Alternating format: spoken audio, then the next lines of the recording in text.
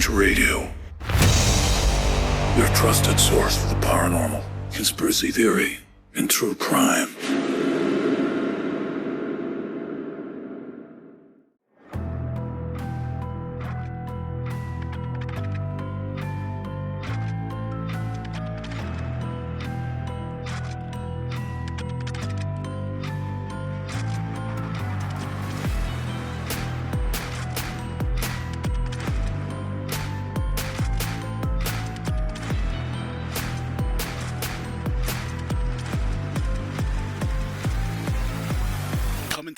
From the Mistopheles Studios, it's Dark Fringe Radio.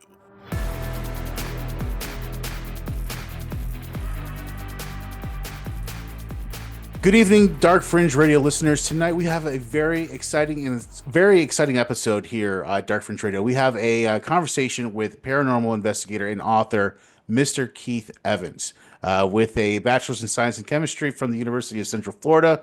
He is a retired Army reservist and a retired forensic scientist. He's the author of The Hayes House, Ghosts Are People Too, and now his latest installment that he's coming out with, or is out now, Vampires That Are Alive. Please welcome to Dark Fringe Radio, Mr. Keith Evans. Keith, how are you, sir? It's been a while. I'm doing good. How about you? Very well, very well. Thanks for asking, man. Listen, thank you for coming back on the show. It's been a while. We had you on here initially before for The Hayes House and that installment that you came out with, which was a great book. And, I read that and it was a great piece that you put out there. And now, you've come out with another book here, and we're going to get into it here in a second. So tell me about it here. Let's talk about, the last time you were on our show, we were talking about The Hayes House, but now this newest book here, Vampires That Are Alive. What inspired you to write this book? Well, all my life, I had always felt that the vampire was more of a cryptid, and that it was a certain type of life form that was similar to us, but different than us. And I had always, everything that I could read and listen to, every TV show I watched, no one ever did anything to explain why a vampire, are the way they are. Like, why can they materialize? How can they shapeshift from a human into a bat, or just appear in thin air, like dematerialize? And I thought, I had some ideals about that since I was a teenager.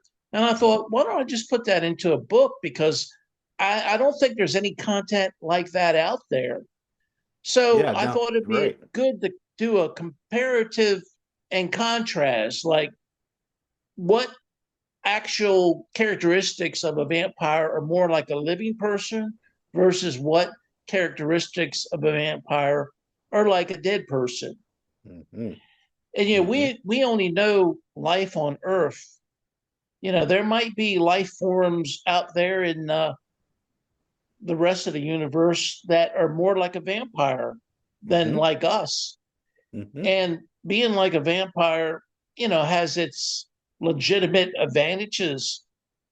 If you're in a situation where you need to fly away and you can turn into a bat, that's certainly an advantage. Absolutely.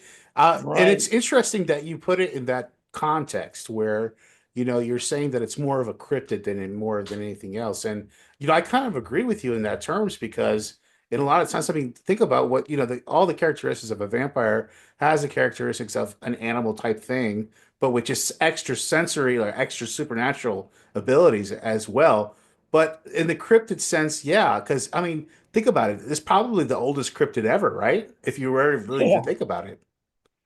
That's Besides true. Bigfoot, you know what I mean? Bigfoot's probably been around. The legend of some type of big bear creature, that's probably been around forever in the woods. But besides that, it probably has to be the vampire, no? And I think that a vampire may have originated on a planet that had like a white dwarf star. Because vampires, if they go out in sunlight from our sun, it'll cause their body to start to denature. And denature is like the unraveling of DNA from like the very basic cellular building blocks of our organic bodies. So if they originated in a, say, light years away in a galaxy that had a white dwarf star, maybe their body can only handle that much frequency of sunlight. Mm. So that might be another reason why vampires can't go out in the sun. And of course, the sunlight in many cases can cause us to have skin cancer. Of course. So you might say if Very you were parallel. if you were born and originally came from a area where the white dwarf star would give you daytime sunlight about like what we have on a nighttime when there's a full moon, that's what you're used to. And maybe your Mhm. body would do well there. But if you come to a star like we have, which is rather bright yellow light, that's what causes the vampire to denature. So that would be another reason why vampires could be from another, you know, galaxy and be extraterrestrial. Now, they Mhm. may have been here for a long time, but that doesn't mean that they originated here. Right. And, Right. some people think that we probably didn't originate here either because we're the only animal that gets a suntan or a sunburn, and no other animals have that problem. Mm. So it's possible that we may have been on Mars and Mars was having problems with maybe its environment, maybe it's a runaway uh, greenhouse effect. So at that time, they might have had spaceships and brought us to Earth, Yeah. and Yeah. all There's that a. technology has been lost. I Mm. mean, I'm a chemist, and how many people know chemistry? Mhm. So if you say, if all the chemists somehow were killed and there was no chemists left on Earth, who would actually teach that technology? And it might be something that would be lost to humans over time, especially if the books and all the other literature was destroyed. Yeah. So Absolutely. I find my book has something for like everyone. Yeah. A lot of people think it's just going to be a story about one vampire, but Mm-mm. it's a story about all vampires and Mhm. more or less what is a vampire and why are they the way they are. Right. And Yeah. it's something that I always thought about. And as a young child, I thought, and as I grew older, I still would mill over in my mind, uh, how come a vampire doesn't age? Well, maybe aging here on Earth is what our biological systems do. There might be biological systems out there in the universe that look the same when they're born and stay the same until they die. Mm. So their system might be different. Mhm. They may Mhm. not grow old. It might not be part of their characteristics for their life forms, Mm. and there are probably life here on Earth that doesn't really age much. I'm not sure if fish or starfish or Mhm. octopus, Mhm. I don't know if they look any different when they're young than they do as they grow old. Right. So it's not to say that a vampire is extraterrestrial, but you have to think about it. And Mhm. everything that I could read about vampires, they never grow old, and apparently, once they become a vampire, they will not die, Mhm. unless I would imagine if a nuclear bomb went off, or if a large cluster bomb went off over them, I'm sure it would tear them apart. Yeah, it's interesting you say that, and I was when I was reading a book and I got it on I got the Kindle version of it online. Which by the way, please everybody who's listening to this podcast, please go get a copy. Yeah, you'll love it. It's an easy read. It's something that you'll enjoy and it'll definitely, pose a lot of questions when it comes to the whole vampire lore. But thinking about what you were just talking about there, Keith, about how would you kill a vampire? And this is a subject matter that you actually address in your book here. You know, and I know your background being a chemist because we talked before and everything. I wanted to know from you, was the whole silver thing maybe was that a chemical reaction to maybe this cryptid having with this particular metal that's on Earth? Is that what's going on here when we're talking about the silver bullet and the spikes with the silver ends and stuff like that? Explain to me what, Well, maybe if you could give me some background on that. I think that the silver bullet or the silver stake going through the heart of the Mm, vampire had more to do with the fact that it's shiny. mm, And I was I would imagine if it's shiny, it might have the same uh, reaction as sunlight. Maybe somehow it causes the tissues to decompose or the DNA to unravel. mhm, Um, Also, it could be that it's a psychological trick since vampires are so afraid of the sunlight. When they see mm. anything shiny, that it might just be a psychological situation. I've heard people say That makes that sense. putting a stake in a vampire's heart will not kill them. It would just be uh, immobilize them, meaning Mhm, keep them there, mhm. say in their coffin.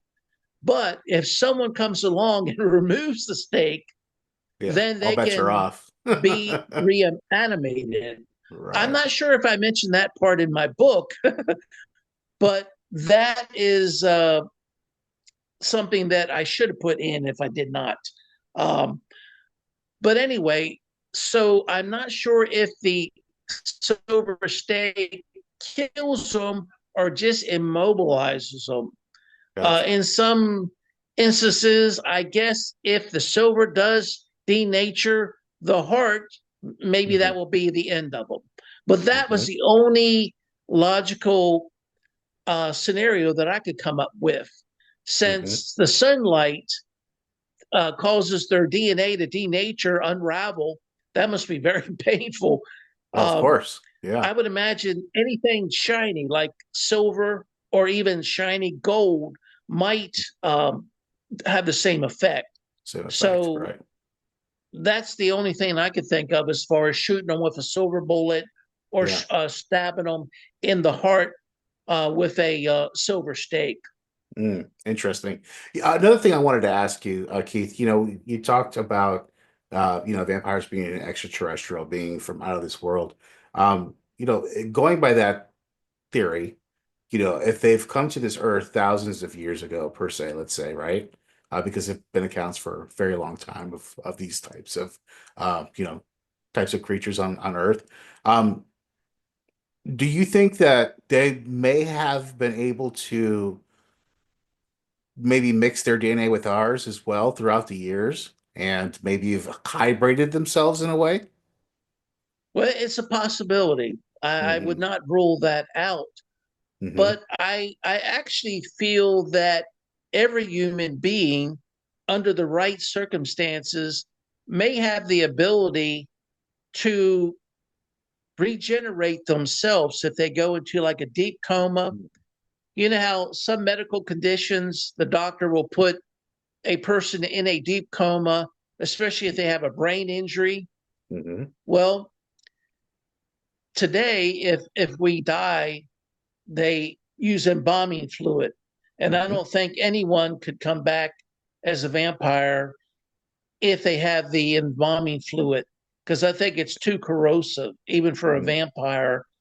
But prior to the Civil War, before embalming fluid was used, most people just passed away and they buried them. But Hmm. at that point in time, a person, their body may have been into like a hibernating effect where uh, their breathing slows down, their heart rate slows down, they need less oxygen, They need maybe no water, no food. Their metabolism slows down, kind of like a bear hibernating. Right. So these people who were buried alive, they, everyone, even the doctors, thought they were dead. If someone comes along and robs their grave, we give them an opportunity to come out of their coma. Mm-hmm. And when that happens, of course, the grave robber has to say vampire, because that's the only technology they have to describe what they're seeing taking place. Mm-hmm. So I wonder if we went back and opened up all the graves of people who died before they started using embalming fluid, how many of those people might have been in a deep coma and might actually reanimate. It would be a nice scientific experiment, but it probably would not be legally approved. No, definitely So not. I'm not Yeah. sure that as human beings that we all don't have a little bit of vampire in us ourselves. Mm. Mm. Now, of course, vampires can live forever, and I don't think any human being can, and that would put the edge towards an extraterrestrial type being. Mm-hmm. But Interesting. I Go really ahead. think the whole vampire situation was actually people who were not evil or demonic, or they hadn't really passed away. And I think that when they're in the coffin, almost like their body is there, but their soul somehow goes to another dimension where they can exercise and not be claustrophobic, caught in a coffin. And then when someone opens up the coffin and allows oxygen to come in a way for them to continue their life here on Earth, Mm-hmm. I think that is when they go from the other dimension back into their body to become reanimated. So, Mm. and I would say there might be many or multiple different situations where we have vampires from people who were accidentally buried alive who are Mm-hmm. reanimated when a grave robber comes along. And of course, there's probably a lot of people that were buried who were actually dead and won't reanimate ever. And then there's vampires that might just be a person that was born that way and they will live forever. And unless you set off a really a large bomb in close proximity to them, or a nuclear weapon, or if they're burnt very bad or near a radioisotope, they may never die. Mm-hmm. That's yeah, that's one of the crazy aspects that you talk about in your book. I mean, the negation of being able to age, and it's an interesting aspect of the vampiric lore when you're talking about that. You know what I mean? It's just again, it's like the almost the catch 22. Like, yeah, would you like to live forever, but then you outlive everybody else. You know what I mean? And Right. that's what you have to think about. But another aspect what you talk about in your book, which I found very fascinating, was the multidimensional aspect that you bring up, and that was fascinating to me. And can you elaborate a little bit more on that? I thought that was really interesting. Are you talking about that we could be like in a two-dimensional simulation Correct. Yes. Yeah. where we feel that we are now other people have documented this isn't a new ideal that I thought of, but Hmm. I think that might explain possibly some of the characteristics of a vampire dematerializing, or a vampire changing from a bat to a werewolf, or a werewolf to a human. It could be that we are actually a two-dimensional type,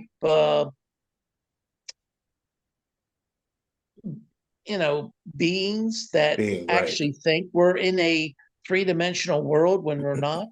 Hmm. We Hmm. might just be someone playing a video recorder and watching us.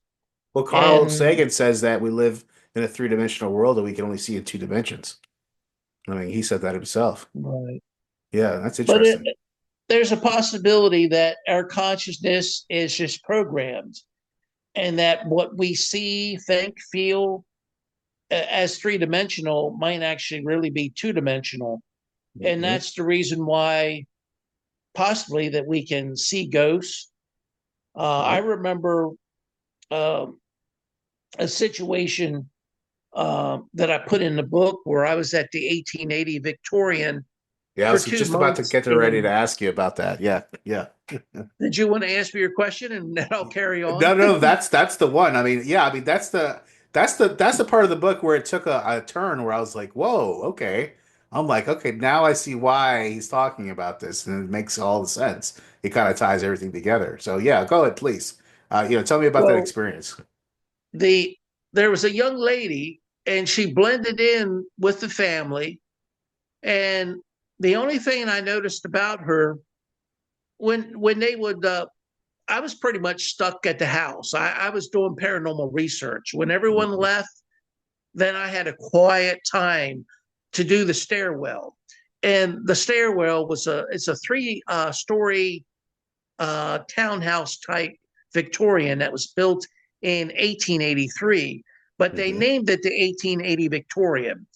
Mhm. So when everyone goes away, I could go to the stairwells and get really good paranormal data. So I'm tickled to death. And then if I hear a car door slam, I'm looking out the window. Oh, they're back. So I got to stop.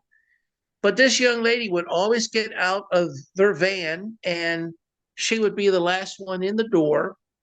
And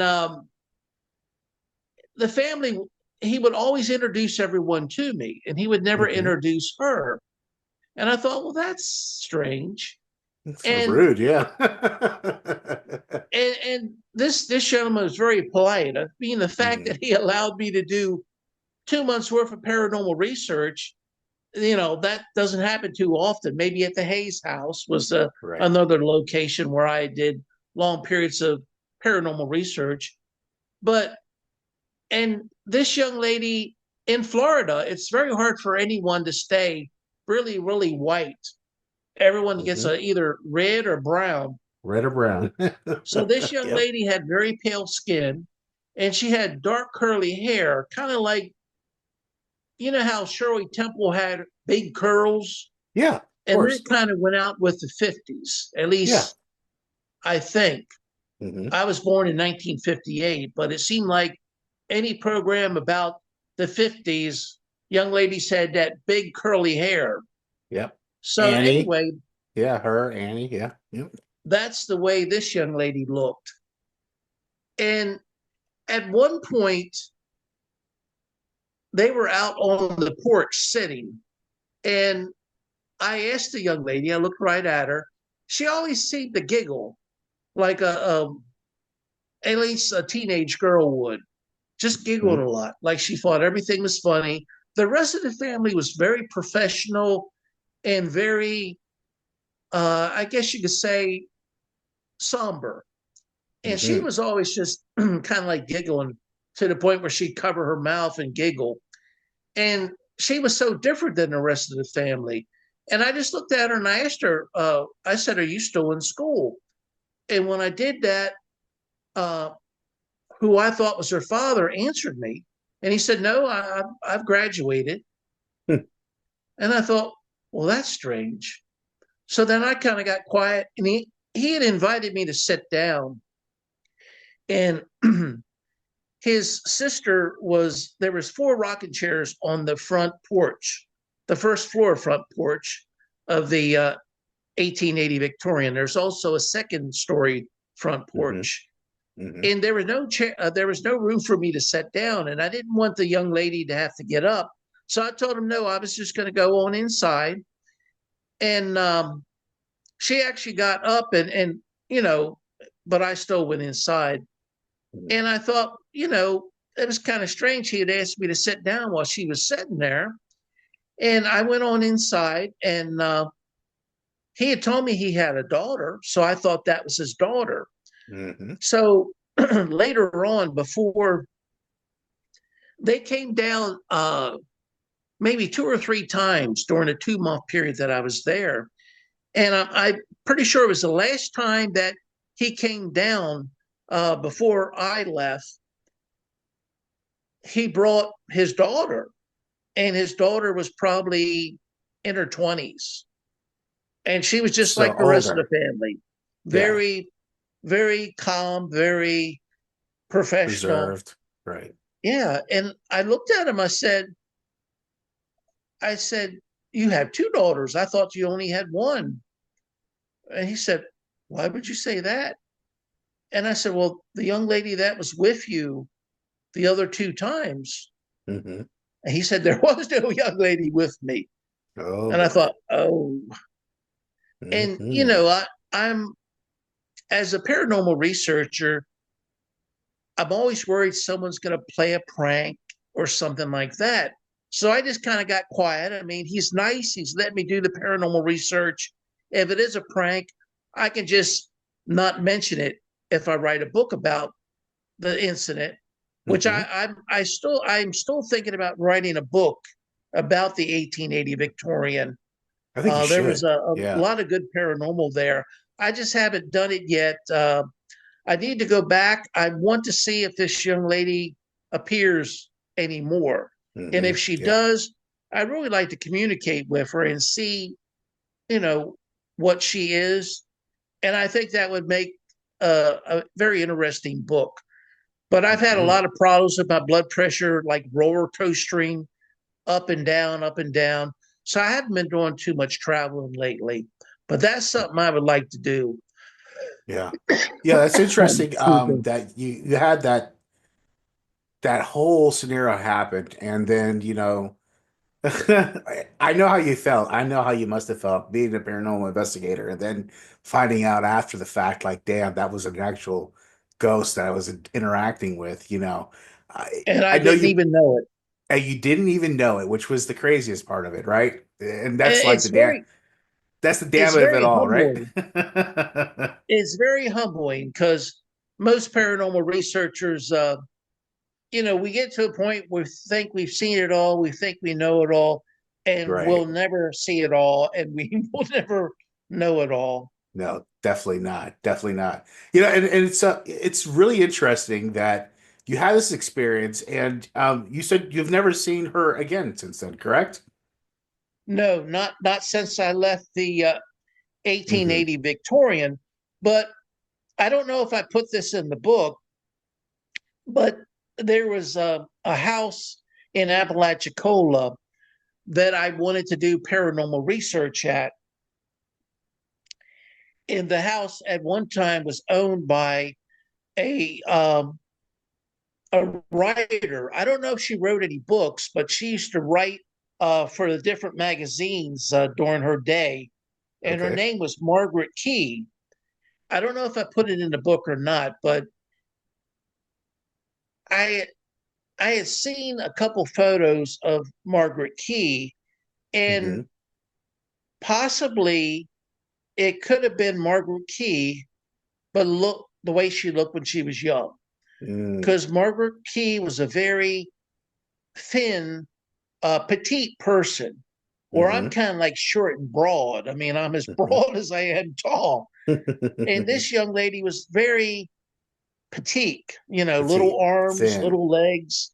Yeah. And she Yeah. fit in well with the family because the family is kind of tall and skinny, Hmm. at least slim. Right. Some people are offended by skinny, but slim. And where I'm kind of husky, very Yeah. husky. Yeah. So Let me ask you this, anyway, Keith. Yeah, let me ask you real quick. Let me interrupt, and I'm sorry to interrupt. Do no you, problem. and I want to ask this question because I don't want to forget it. Do you think that this entity or whatever it was that you saw, do you think it was a part of that family that was traveling with that family, or do you think that was something that was there and that stuck to that area? I don't know. I have talked to different family members Hmm. uh, since that time. I didn't go back to do paranormal research. I went back just to visit St. Augustine, and I was able to talk to other family members about the experience and share it with them. to see if they had ever had or seen a young lady that looked like that when they were there. And they had said no, but they had said that one of their relatives who had already passed away had seen a man on the stairwell, and then when she turned around, he was gone. But she had already passed away, so I was only talking to the relatives, telling me about what a older relative had seen. So it's that type of activity has happened at the 1880, but no one said that they ever saw a young lady with pale skin, slim, and dark hair with the 1950 type curls. So I have a feeling that it was no connection to the family. I think it was more or less a connection to me. A lot of times, ghosts of spirits, if they like you, they'll show up to wherever you're doing paranormal research. And I have a feeling, I can't say for sure that it was the ghost of Margaret Key, and I have no idea whether the young lady I saw was a vampire or not. It could be a possibility because I know vampires have the ability to transmit their image almost like a video, their sound and image right into your brain so that you hear them and understand them when no one else can see them. So that's the reason why I thought that the young lady I saw could be a vampire. And I don't necessarily think of vampires as being evil or demonic or harmful. I just think they have a different way, different technologies, different way of communicating, far above where the average person on Earth has the ability to communicate. So I would like to go back and just to see if it is Margaret Key. I did ask the young lady when I was there, since she looked a lot like Margaret Key when she was in her 60s or 70s, because I had seen pictures of her when she was in her 60s and 70s. And anyway, she said, "How did you know my name?" Oh, wow. So that was kind of strange. You got actual response from this. Yeah. Oh, boy. I'm trying to remember if I put that in the book or not. I think I did, but I may have not. Because I wanted to save some for the next book, The No, I get it. I do, the 1880. Yeah. I get it. But I had visited Margaret Key's house to try to ask the owner permission to do the book. And I stopped by, and the new owner was really making the house nice. And he was out doing landscaping, and he invited me in and let me look at the first floor. And I had always heard that there was talk around the little town of Apalachicola that Margaret Key had a favorite mirror, an antique mirror, at the top of her stairwell, so that she could look at herself and make sure she was perfect before she went downstairs. And apparently it was a full body lift, long mirror. And anyway, when she passed away, she was elderly. And apparently it's alleged that a neighbor came over and helped himself to the mirror.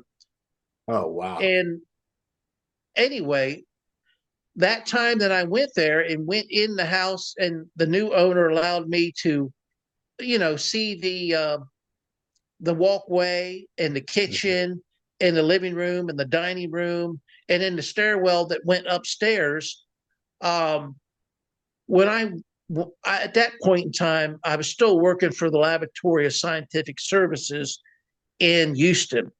So I was just in Apalachicola for a long weekend, and I was on my way back to the airport. So when I got back in the car, it was a rental car. When I got back into the car, the seatbelt needs fastening light came on the front passenger seat. And I knew it was a ghost of spirit sitting there. And I told, at the time, I didn't know who the ghost of spirit could be. I figured, well, it might be Margaret Key. And I just told her, I said, I'm not coming back to Apalachicola. I'm going to the airport and flying back to Houston. And I just told him, I said, you might want to go back to Apalachicola before you're too far away, you know, because I was heading west to Panama City to the airport there. Right. And then at that point in time, the seatbelt needs fastening for the passenger seat stopped.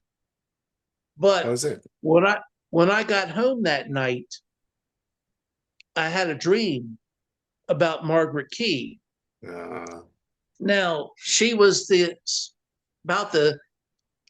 from what I understand, she was in her 80s or 90s when she passed away. So she looked about that age.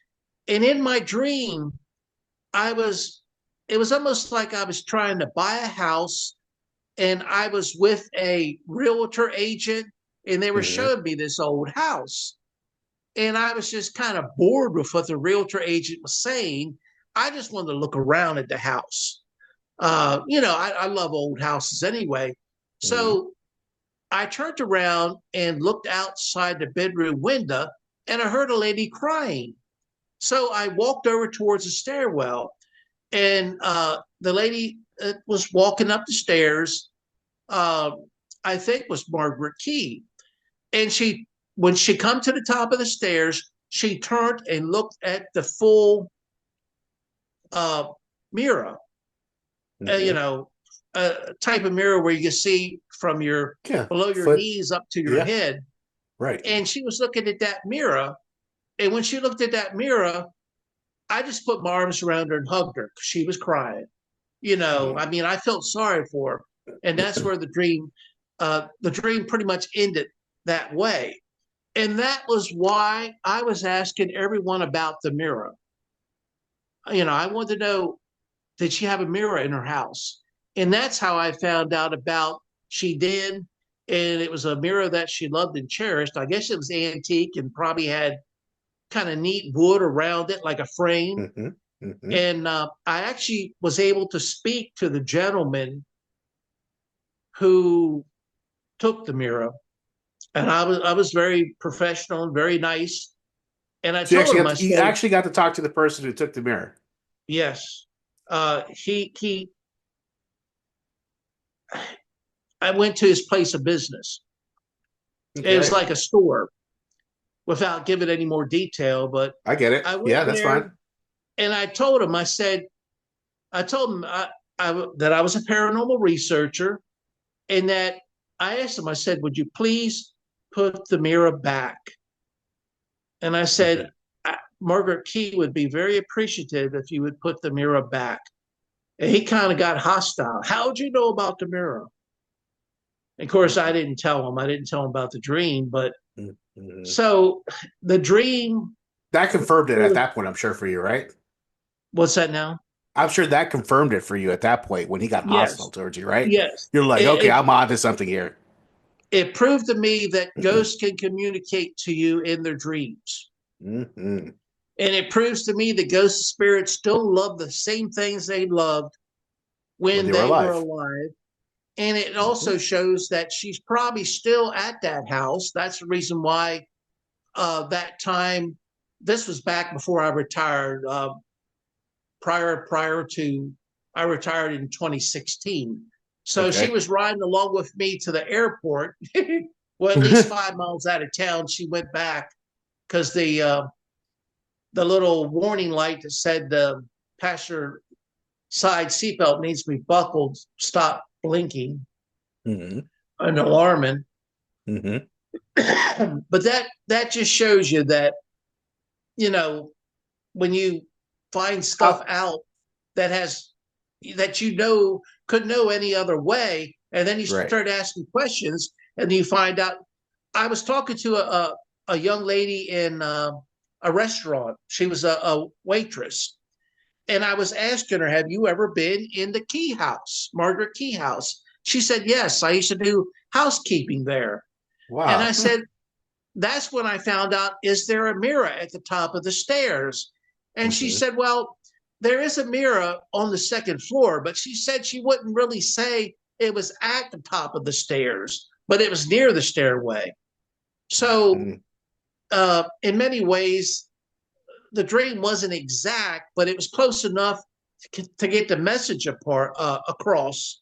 Hmm. And it was almost like Margaret Key was asking me to contact this gentleman and ask him to put it back. But he claimed that the mirror was his and that he had given it to her to use while Oh, she come was on. alive, Oh, come and on. that Yeah. he was all along he was going to take it back. Right. So Yeah. anyway, I did what I came to a store to tell him what I needed to say, and I think that might be one reason why Margaret Key visited me in a younger form.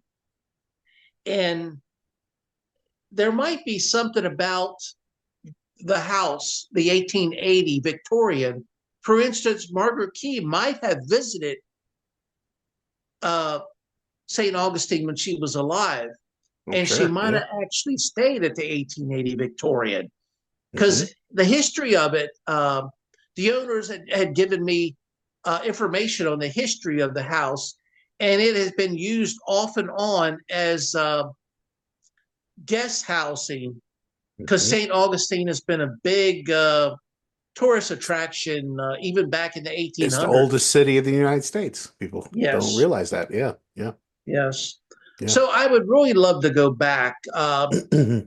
Besides health issues, I had I take care of the feral cats. Any of the hungry cats, I feed them, and then Hmm. if I need any type of medical care, I get the traps from the Hmm. um, St. George Island uh, cat helpers. They try to get all the cats neutered, and I borrowed a trap from them so I could trap the one feral cat that I had, and I had her spaded. The other feral Hmm. cat was already spaded, but she was really sick, and I finally was able to trick her into a cage I had bought in a little cat carrier case, and I Hmm. took her to the doctors, and they said she had cancer. Oh, no. So I had to euthanize her. It's the Yeah. only thing I could do because she was suffering. Yeah. And That's not good. so I've been like almost having a lot of responsibilities that would keep me from going away for a longer period of time.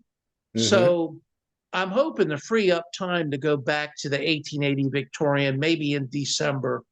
And believe it or not, I got jury duty You the got jury duty, last, huh? yeah, the Well, last look at week you, in Keith. November. I was actually thinking about going to Panama City Beach. There's some places over there where I do paranormal research on a occurring basis, so I can kind Mm, of build. You know, I don't like to just go one time. I like to go repetitively to the yes, same place and I think that's important. kind of get to know the ghosts and spirits on the first names basis, so that they feel comfortable with me and want to communicate. And let me So pause you right there, Keith, because yeah, that's one thing about you that I think that separates you from a lot of other paranormal investigators that are out there. You actually go in with a different type of theory and mentality that you go in there with a lot of respect versus where a lot of other people don't do that. And that's one thing that I've always respected about you, Keith, and something that I've always looked up to. And when you do your type of research, because I know that at least the way that you do it in the most respectful, utmost way that anybody can. So that's something that I think that a lot of people don't appreciate, I think, and don't think that, is the coolest way to do it, but I think it right. is. So I appreciate that. hats off to you when it comes to that, because a lot of people don't do things that way. And I'm guilty of it myself. I've provoked things in my paranormal. I've cursed things that I should have been cursing. You know what I mean? And crossing lines that I Well, maybe shouldn't have been crossing. But at the same time, you know, I learn from my mistakes. You know what I mean? And right. looking at somebody like you who takes a lot of respect into what you do, it's really something to look up to, and I really appreciate that. Thanks. I appreciate that. But I try to be respectful, but sometimes the ghosts and spirits can really, not all the time, but sometimes they can tug at your strings. Oh yeah. Um, Oh yeah. a situation, I don't think I put that in the book because it wasn't really relative to the vampire Hmm. fiend, but I was at the 1880, the 2 months that I was there in, I think it was April and May, around that time of 2020. Hmm. And my cell phone was starting to feel really warm. Mm. And I took it to see if I could get it fixed. And everyone said, no, there's nothing they could do. They couldn't retrieve the phone numbers or the photos or the pictures. And this was about maybe 2 or 3 weeks into my stay. So I had to buy a new cell phone, and everything that I had taken with my cell phone, I had done a lot with my camcorder, so I had a lot of Hmm. footage, and I also had another camera, so I had a lot of footage that way. Mm. But everything that I had recorded with my uh, cell phone was lost, and I Oh, was that's just so horrible. distraught about that. And It's the worst. I got I went home and I just told the ghost of spirit, whoever ruined my cell phone, to leave the 1880 now. I was angry. Hmm. Uh, Not only did the place to replace the cell phone was, they're usually between $200 to $300, Yeah, because they're it was a, costly. Yeah. yeah, it was the type of cell phone that is supposed to be like the smartphone where you Yeah, can the have top of the the internet line. and everything Yeah, of like that. course. Yeah. Even though I've talked to people that said they've been able to get them a lot cheaper. So I'll have to shop around next time. Yeah. But Yeah. anyway, I guess it was about 2021. I thought to myself, I kind of felt guilty about getting angry at the ghosts and spirits, but not only did I lose footage, I lost the phone, which cost money. Hmm. But I was thinking, I feel kind of guilty. I don't know. I have no connection for sure that the ghost or spirit did that to my phone. It might have Hmm. just been a phone that, you hear of these phones that have certain batteries that heat up when they're in storage on a Hmm. airplane and catch on fire. And I Hmm. thought, well, maybe it was the battery. Maybe Right. it wasn't a ghost at all. Right. And I remember where I was at, and I was doing paranormal research, trying to think of the little town. It's Mariana, uh, Okay. Florida. Hmm. And I was doing paranormal research there. And I just said out loud before I went to bed, I said, all right, ghosts and spirits of the 1880 Victorian, I'm sorry. I have no evidence that you did anything to my phone. And I probably got angry and I yelled at you and I kicked you out of the 1880. And I probably done it and I was probably wrong. And I apologized. And I went to sleep. The next day I got up. I turned on my phone and it said, you have no storage space left. And I thought, that's impossible. I looked, all the pictures, I don't know about the videos, but all the still photos from the 1880 were on my phone. Oh, wow. Look at Think that. about that.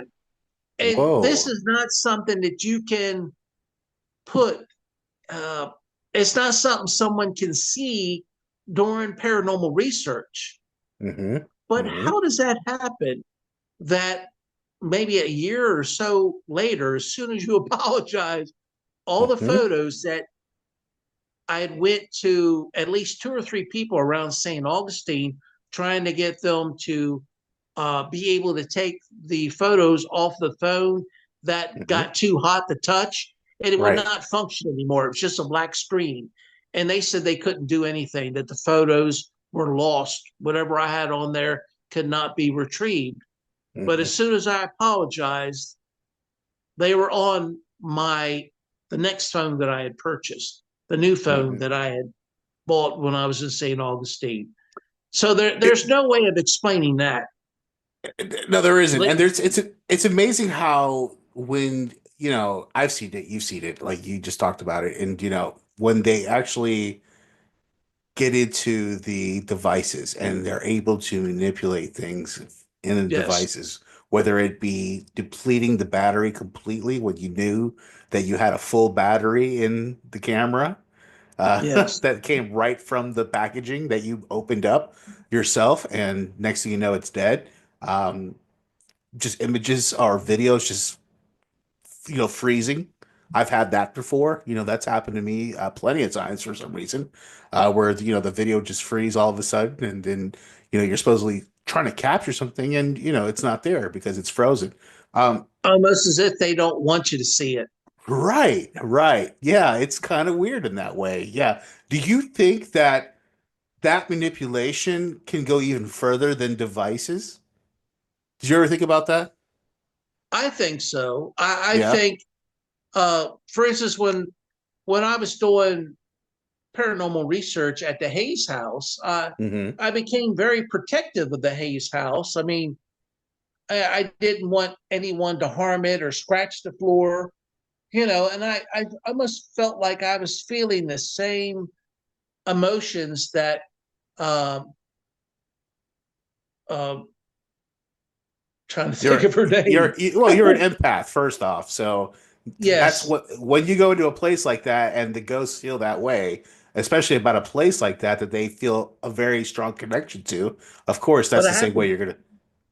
I have to be there a while. If I'm only there Uh, for a short period of time, I it's not the can't pick up same, on anything. right? But Pat Hayes's wife, she was the one that I think I was feeling her emotions. Kathleen Hayes. Sorry, Kathleen, yeah, Kathleen, I forgot your name. I'm horrible with names. I'm the same But way. anyway, I kind of felt protective of the house. Mhm. Uh, not wanting anyone to damage it or hurt it. And I think I was picking that up from Kathleen Hayes because she had lived there the longest. She had Mhm. lived there from like 1942 up until she left to go into a assisted care living in 1996 when they Mhm. sold the house. Mhm. So I do feel that they can affect you, and I think everyone has the ability to be an empath. If a ghost or spirit chooses to kind of use you as a conduit Mhm. to get you, like, how people when they're out looking at old houses say, I was drawn to this house and we just had to buy it. I think Mhm. that's the ghost of spirits kind of saying, tapping them on the shoulder, say, check this house out. Because Yeah. I Why think don't you every buy ghost of this? spirit wants Yeah. someone to buy their house and keep it the way it was when they were there so they can go back and visit it and be at home. Mhm. That's interesting. That's a great theory. I mean, that makes 100% sense. Right? It makes 100% sense. I mean, the thing they care for most in life, they're going to care for most in death as well, like you said earlier. That If is they true. That is if they have an true. attachment to a house or a thing, whatever it may be, they're going to make sure that it continues in the right way. Um, Keith, before we say goodnight to you, I mean, you've done the Hayes House ghosts are people too. Now vampires, dead or alive. I mean, this is a great concept. I mean, what's next on the horizon for you? What do you think is coming up next on your docket for next projects coming out? Well, and possibly try to work on a book concerning the 1880. Mm-hmm. I'd like to get back over and try to follow up on the Margaret Key ghost or spirit to see if she will show up. I'm Mm-hmm. not sure how ghosts of spirits feel about being outed. Kind of like, I've actually told people I've seen her, and I think it's her. Mm-hmm. And so she might not be happy with She, that. I don't know. I mean, right. you Yeah. know, I Or think maybe she might be. You never she know. may You have know, to felt keep she could her legend not, if alive. she appeared as a younger woman, that I wouldn't catch on, Ah, but right. that's the only thing I can think of. So I would say I would hope to do the 1880, but I was hoping to get over there in December. Mm-hmm. Um, so see what happens. If I do go, since I have feral cats to feed, I probably will pay someone to feed them and just try to go for a week. But Right. at the Yeah. 1880, they have at least 4 different rental rooms. And this is And like an Airbnb, right? You could like rent out, right? well, similar. It's a rental, but they don't have breakfast. It's just a place for you to stay while you're there. Mm-hmm. Um, I'm trying to remember what agency they use to rent. Mm-hmm. I rented through the owner Okay. because I had talked to the owner several years back. So he had given me his address and information, a business card, but Mm-hmm. I wasn't interested because he had told me that there had been a fire and a lot of the house was new. Because I think Mm. the fire was in the 60s or the 1970s. I think the Right. 1970s. 70s, yeah. So the only part of the house that's really original is the stairway from the Mm. first floor to the second floor. That side of the house had no damage. Um, Mm.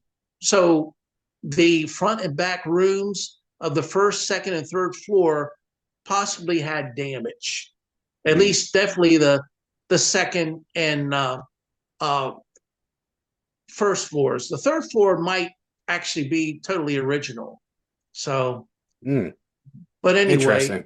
Yeah, that'd be an interesting Airbnb to go right out for a weekend, right? but it's my best paranormal happens when I'm there and no one else is. Yeah. So I was thought Yeah. about maybe I'll splurge and just Mm-hmm. rent all the rooms. There you go. That way There I'm you go. guaranteed that nobody can contaminate. That's And believe right. it or not, if people know you're a paranormal researcher, they'll be knocking on the walls. Yeah, that's So right. That's true. it's very hard to get good paranormal research unless you're there by yourself.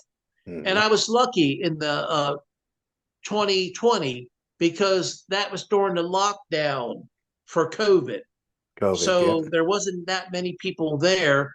And after the lockdown only lasted about 1 week. After that, then people started coming back, but they weren't there, especially in the middle of the week. But on the Mhm. weekends, it was very hard to get much paranormal done.